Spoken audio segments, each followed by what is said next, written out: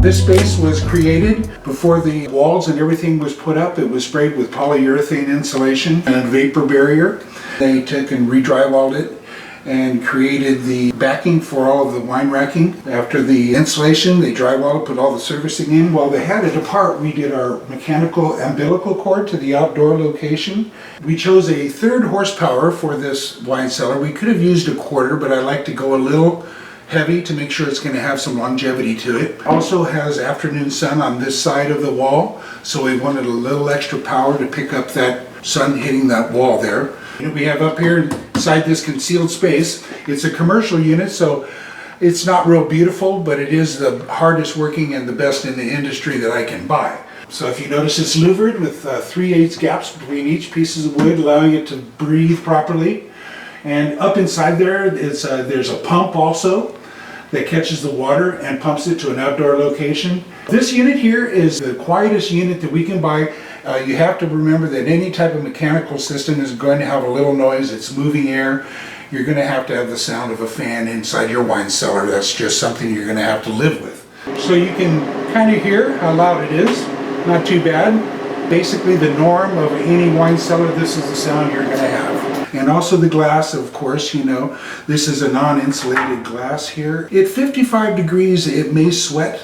At that point, what you have to do is just increase your temperature until you stop sweating, and until that type of phenomenon goes away. It's usually a summer event when it's hot and humid. Here we have the condensing unit. This is the condensing side of a refrigeration system.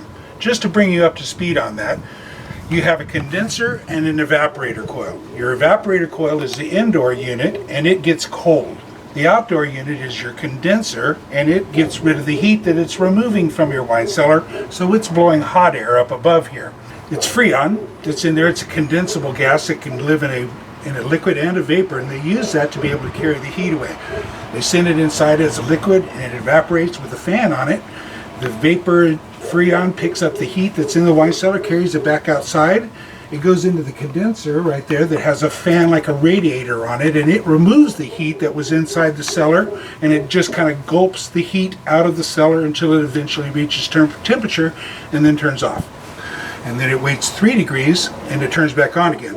The reason we do 3 degrees is because when you have 3-degree air, you have 1-degree bottle temp all the time, 24/7.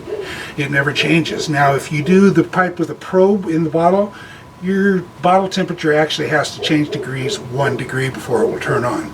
Now, this prevents that from ever happening. You keep 1 degree all the time. So it's the best application as far as we know. I always will prefer using this type of a system just because you're going to get the longevity of a commercial system. When you're dealing with breeze air and so forth, you're going to get about 5 years before you're replacing it. There's no way you can repair it. When it does go down, you're at the mercy of breeze air as far as getting a new one or parts and so forth. If you go down with us, we have servicemen in the field every day.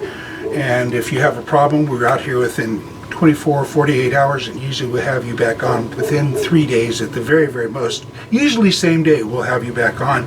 We have all the parts on our truck usually, so we can get you back on very, very quickly. Hopefully that kind of brings you up to speed on Refrigeration 101.